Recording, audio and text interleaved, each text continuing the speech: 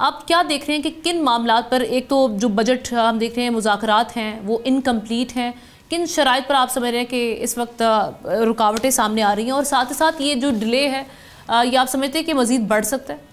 तो आमना साहब, एक तो बात यह कि आपने चूंकि जो last memorandum of economic and financial policies जो साइन किया था, उसका एक स्ट्रक्चरल बेंचमार्क है।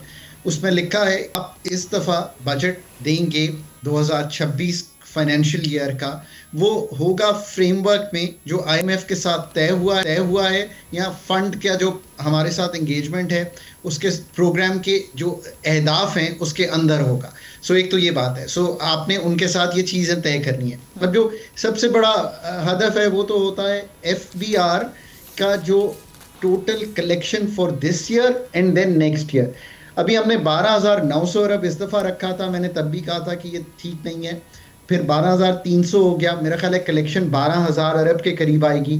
अब जो नेक्स्ट ईयर है उसमें हमने 14,100 पर जाना है। सो ये जो सफ़र होता है ना 2,000-2,100 का, ये मुश्किल सफ़र है, और ये हमेशा मुश्किल होता है। इस दफ़ा इसलिए मुश्किल है कि अगर आप ऑटोनमस ग्रोथ जो सिस्टम से ही आ जाती है, वो अगर 1200, 1300, 1400 की आ भी जाए, जो इन्फ्लेशन और जो इकोनॉमिक ग्रोथ को मिला के कुछ कीमतें बढ़ी, सेल्स टैक्स बढ़ गया, कुछ इनकम्स बढ़ी, इनकम टैक्स बढ़ गया, बाकी टैक्सेस भी कुछ, एक इम्पोर्ट बढ़ी, सो कस्टम्स ड्यूटी बढ़ गई, ये सब फिर भी 500-600 अरब के आपको टैक्स में रद्दोबदल करना है। सो वो आईएमएफ बहुत सी चीज़ें कह सकता है, एफईडीज की तब्दीली कह सकता है, जीएसटी एग्जेम्पशन उड़ाने का कह सकता है, पेंशन जो हायर हैं 4 लाख 3 लाख के करीब पर मंथ, उस पर टैक्स का कह सकता है, अल्ट्रा प्रोसेस्ड फूड जो है उस पर एफईडी का कह सकता है, नॉन फाइलर की कैटेगरी को ख़त्म करने का कह सकता है, इसी तरह जो कैपिटल गेन्स टैक्स है प्रॉपर्टी का उस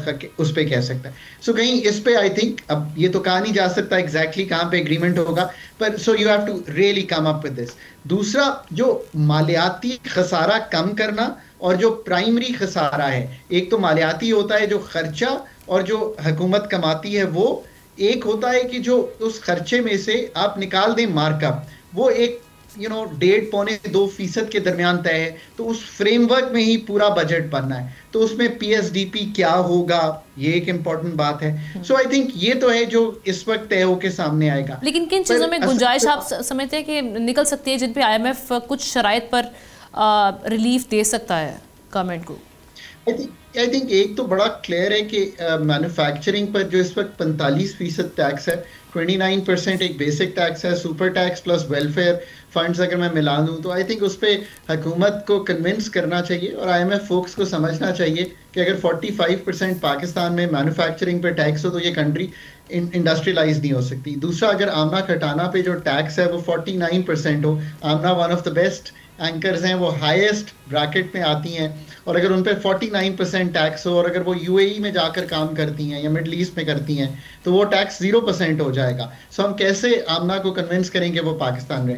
ये मैं इसलिए कह रहा हूँ कि अगर मैं इंडिविजुअल की मिसाल दे दूँ तो आप फौरन समझ जाएंगे कि इसको तो फंड को कम करना ही चाहिए। फिर एक इंसान जो कि आजकल 50,000 तो बेसिक मतलब लोग कमा लेते हैं, उससे ऊपर चला जाए तो उस पर हम टैक्स लगा देते हैं। कुव्वत खरीद बहुत टूट चुकी है। जो आज 50,000 बाय कर रहा है वो आज से 3 साल पहले नहीं बाय कर रहा था, उससे बहुत ज्यादा बाय कर रहा था, क्योंकि कुव्वत खरीद टूट चुकी है।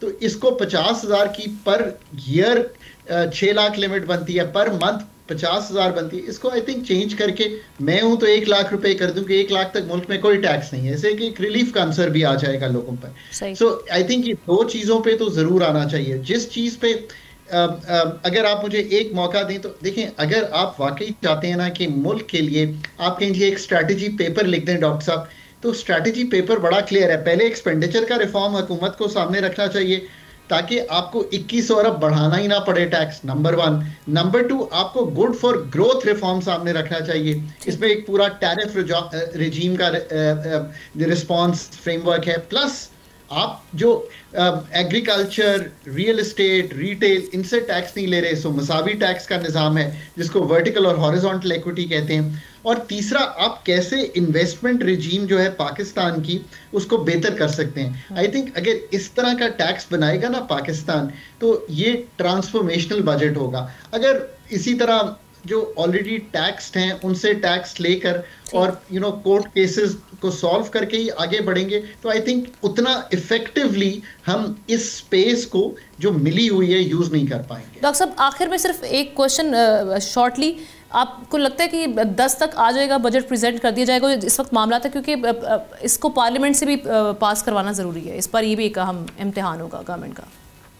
अब ना देखिए ना, आगे दिन नहीं बनते इतने, बिकॉज सेनेट को कुछ दिन देने पड़ते हैं, उनकी सिफारिशात आती हैं, फाइनलाइज होके सेनेट की कमेटी होती है, फिर हाउस में discuss, lower house national assembly में होना पड़ता है। आई थिंक 10 को बजट आ जाएगा, इससे आगे जाना एक आध दिन ऊपर नीचे हो सकता है, बहुत ज़्यादा स्पेस अवेलेबल नहीं है। और पाकिस्तान की IMF से टर्की में भी बात हुई थी, इधर भी बात हुई थी, I think they will come to a close.